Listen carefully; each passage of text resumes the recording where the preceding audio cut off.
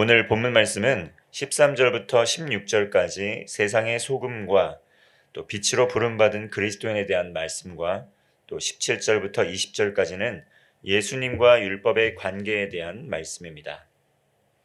오늘 본문에서 예수님께서는 제자들에게 세상의 소금이다, 또 빛이다 이렇게 비유로 말씀을 하셨습니다. 소금은 다양한 용도로 사용됩니다.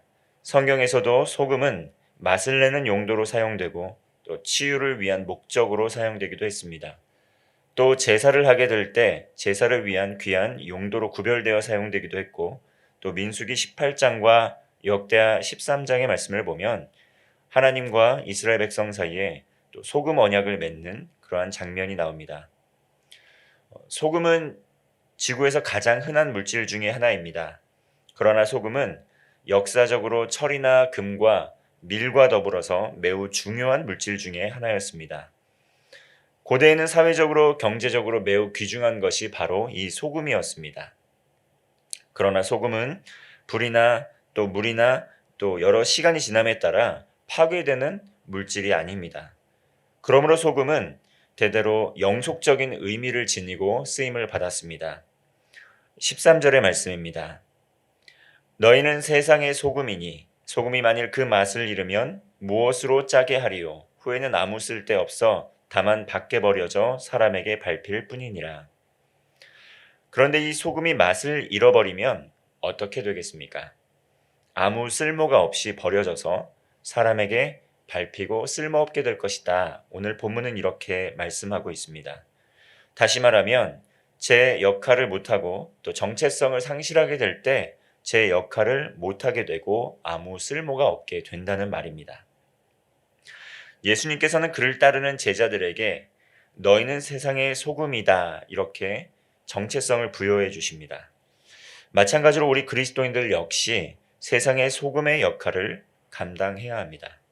그리스도인은 예수 그리스도를 따르는 사람이라는 말의 의미를 가지고 있습니다.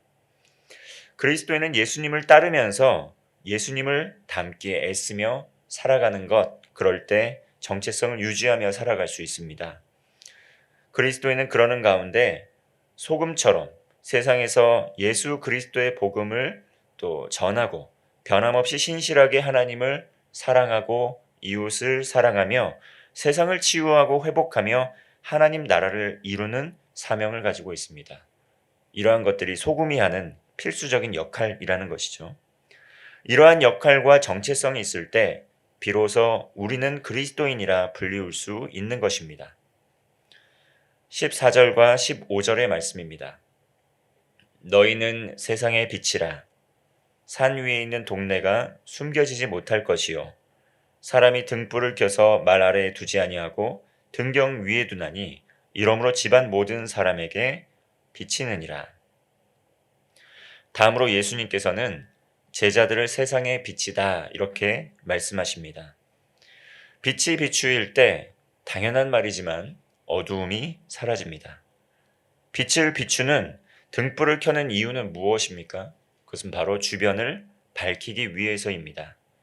그러므로 등경 위에 등불을 둘 때 집안 모든 사람들이 그 빛을 볼 수 있게 되는 것입니다. 이와 같이 그리스도인들은 세상의 빛으로 부름을 받았습니다.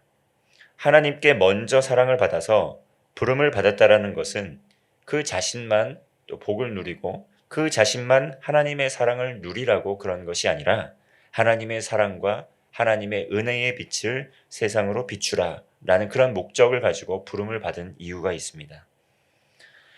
세상의 빛을 예수 그리스도의 빛을 비추기 위함입니다. 그러므로 그리스도인들은 세상에 하나님의 빛을 비추기 위해 부름받았다라는 정체성을 잊지 않아야 한다는 것입니다. 16절의 말씀입니다. 이같이 너희 빛이 사람 앞에 비치게 하여 그들로 너희 착한 행실을 보고 하늘에 계신 너희 아버지께 영광을 돌리게 하라.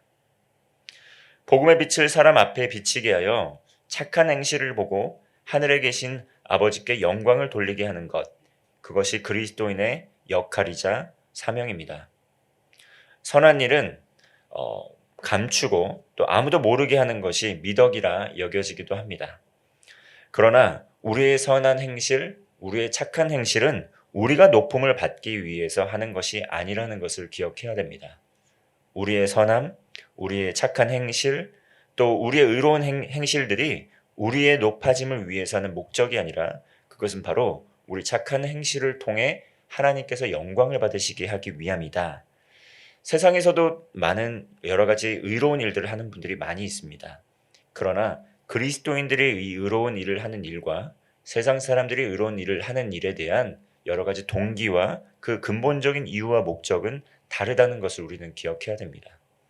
자신이 높아지기 위해서 선한 행실, 또 착한 행실, 또 의로운 행실, 복음의 빛을 전하는 것이 아니라 많은 사람들을 이롭게 하고 또 궁극적으로 하나님께 영광을 돌리게 하는 것, 그것이 바로 그리스도인의 그러한 삶의 목적이라는 것입니다. 그리스도는 세상의 소금이자 빛입니다. 우리에겐 먼저 하나님께서 은혜를 주신 그 은혜가 있습니다. 소금과 같이 변함없이 또 신실하게 세상에서 주님의 사랑을 전하고 복음의 빛을 비추어서 많은 사람을 구하는 것, 그것이 바로 그리스도인의 사명입니다. 그리고 그들을 통해 하나님께서 영광을 받으시도록 하는 것, 그것이 우리의 사명이라는 것입니다. 이러한 것은 우리의 스스로의 힘과 능력으로는 불가능한 것입니다. 우리와 함께 하시는 성령님의 능력을 의지하고 매일의 삶에서 성령님의 조명을 통해 말씀을 깨닫고 기도에 힘쓰는 가운데 하나님께서 허락하신 비전과 사명을 우리의 매일의 삶에서 순종하고 실천할 때 가능한 것입니다. 우리 그리스도인은 세상의 소금이요 빛입니다. 소금과 빛의 역할 잘 감당하면서 착할 행실을 통해 하나님께서 영광 받으시게 하는 그리스도인 모두 되시기를 바라겠습니다. 17절 말씀입니다. 내가 율법이나 선지자를 폐하러 온 줄로 생각하지 말라. 폐하러 온 것이 아니요 완전하게 하려 함이라. 예수님께서는 제자들에게 말씀하십니다. 예수님께서 율법이나 선지자를 폐하러 온 것이 아니라 오히려 더욱 완전하게 하려 오셨다라고 말씀합니다. 예수님께서 오셨을 때 많은 유대인들은 먼저 의심하였습니다. 율법과 선지자들이 예언하였던 메시아가 바로 당신인가?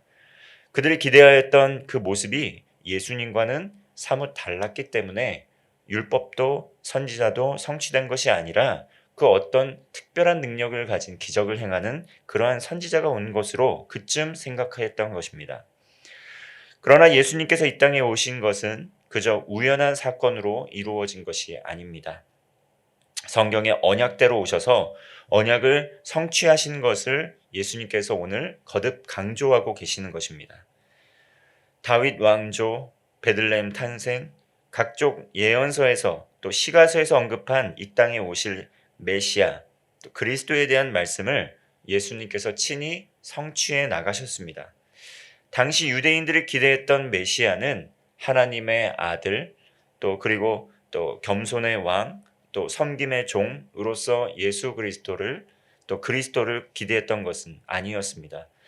유대인들이 기대했던 메시아, 유대인들은 로마의 압제에서 벗어나게 해줄 강력한 권력을 가진 정치적 힘을 가진 다윗과 같은 인물이었습니다. 그러나 예수님께서 그러한 모습을 지니고 있지 않고 그 행보도 유대인들이 기대했던 것과는 몹시 달랐습니다. 그렇기 때문에 율법에서 약속된 메시아와 다르기에 예수님을 인정하지 않았던 것입니다. 그러나 예수님께서는 성경에 기록된 말씀에 바로 그 말씀이 바로 예수님 자신에 대한 예언의 말씀이라는 것을 복음서를 통해서 계속 거듭 말씀하고 계십니다. 그리고 그 언약들을 실제로 하나씩 하나씩 성취해 나아가셨다는 것입니다. 18절 말씀입니다. 진실로 너희에게 이르노니 천지가 없어지기 전에는 율법의 1.1획도 결코 없어지지 아니하고 다 이루리라. 예수님께서 성경의 언약은 반드시 모두 성취될 것임을 다시 한번 확증하고 계십니다. 물론 예수님께서 부활하시고 승천하신 이후에 또 서기 70년에 로마에 의해서 성전이 완전히 파괴되었습니다.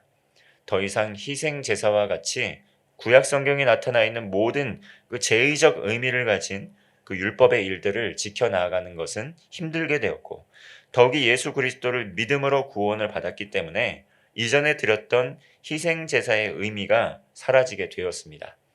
그러나 그 본래적인 가치와 그 정신이 없어지게 된 것은 아닙니다. 그리스도인들은 율법의 정신을 그대로 계승하고 가르쳤습니다.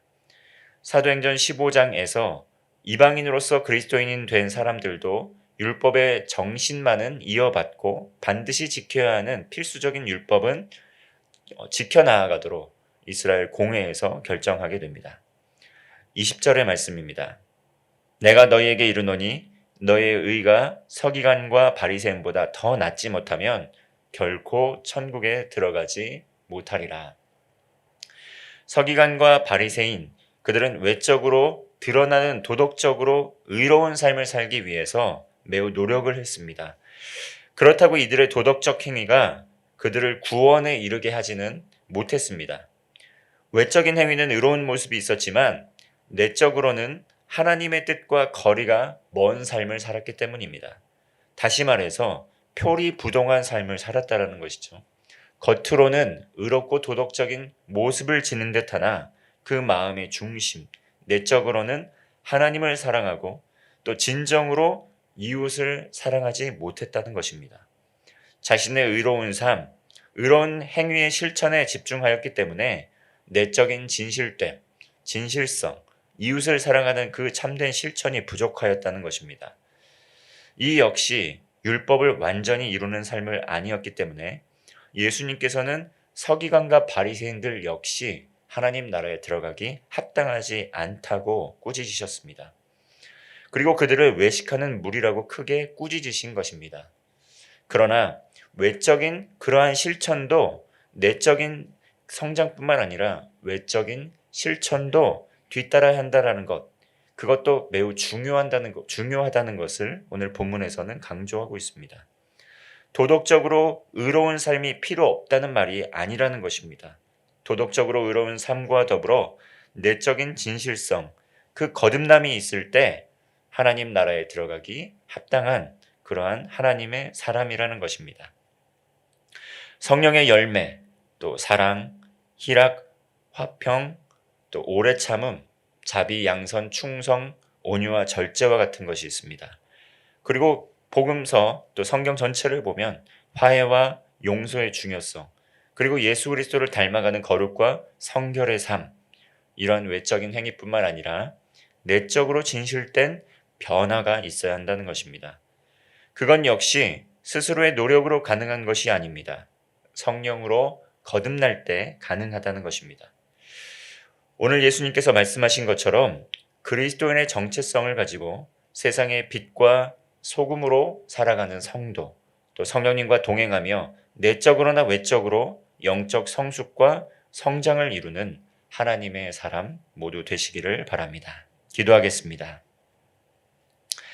하나님 아버지, 구원의 은혜를 허락하여 주시고 세상의 소금으로 빛으로 불러주신 은혜에 감사를 드립니다. 하나님을 사랑하고 이웃을 사랑하고 섬기며 하나님 나라를 이루는 성도의 삶을 살아가게 하여 주옵소서. 하나님께서 기뻐하시는 착한 행실을 통해 많은 이들이 우리의 착한 행실을 통해 하나님께 영광 돌릴 수 있도록 우리를 사용하여 주시옵소서.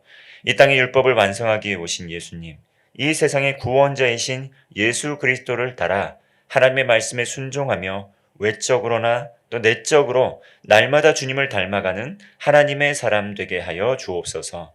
예수님의 이름으로 기도하옵나이다. 아멘.